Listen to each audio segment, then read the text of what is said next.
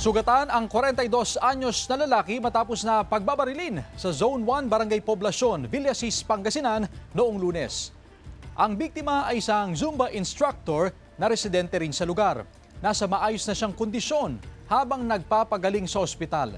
Sospek naman sa pamamaril ang 33 anyos na magsasaka na tubong Barangay Pias. Sa investigasyon, pagkatapos daw ng Zumba activity ng biktima, nang bigla itong pagbabaril ng sospek sa hindi malamang dahilan.